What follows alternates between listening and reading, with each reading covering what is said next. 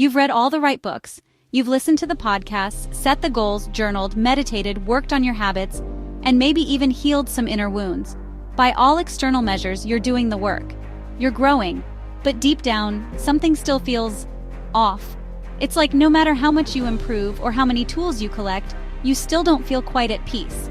And that's because personal development, as powerful as it is, can quietly turn into a trap, one that keeps you chasing instead of evolving. In this video, I'll walk you through why that happens and what lies on the other side, the path of conscious evolution. Most of us begin our lives by following a script we didn't write. We adopt beliefs, roles, and expectations from our families, culture, and environment, without even realizing it. We go to school, follow rules, try to fit in, and often measure our worth by achievement, approval, or appearance. We live reactively, not reflectively, until one day something breaks the pattern, usually pain, a loss, a failure, or a quiet ache we can't explain. And that moment becomes our invitation to wake up. As we begin to awaken, we start seeing it. The repetition, the same relationship dynamics, the same arguments, the same inner struggles wearing different masks. At first, it's tempting to blame everyone else. They hurt me. The world is unfair. But eventually we hit a deeper question. Why does this keep happening to me, even when I try to do better?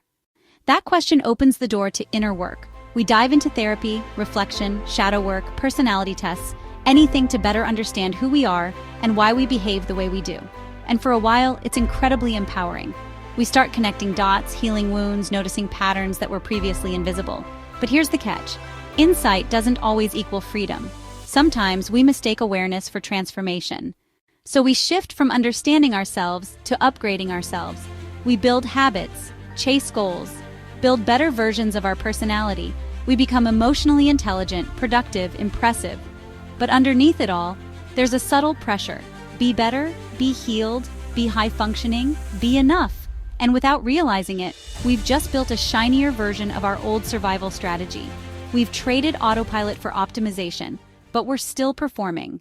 Eventually, something inside whispers, there must be more to life than achievement and self-improvement. And that's when the spiritual journey begins. We explore meditation, presence, surrender, ancient wisdom.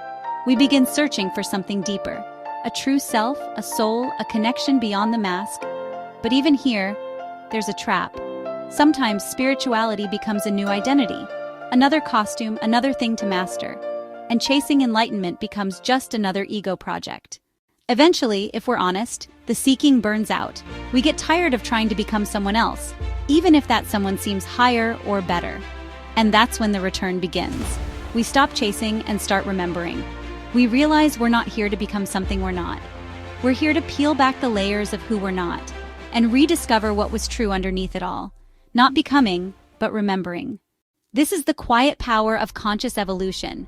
You're no longer reacting out of fear or performing for approval. You're no longer trying to fix yourself, because you finally understand you were never broken. Now, you live with presence. You choose your responses, your values, your path, not out of pressure, but from alignment. You still grow, but from a place of wholeness, not lack. You don't need a higher self to chase. You simply need to be fully, honestly, and consciously.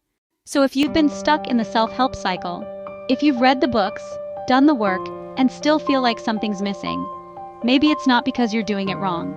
Maybe you've just reached the edge of one path, and it's time to take a new one. The journey doesn't end with self-improvement. It begins with self-remembrance, not chasing who you could be, but waking up to who you already are. That's conscious evolution, and it's where real peace begins. So, where are you in this journey? Let me know in the comments. I'd love to hear your story.